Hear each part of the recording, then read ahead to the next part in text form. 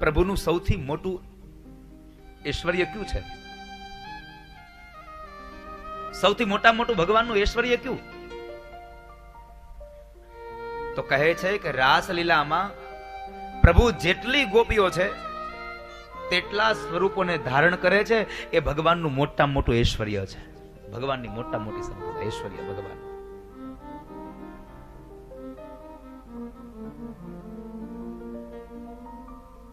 ગોપીઓને પતિવ્રતાનો થયો યશ.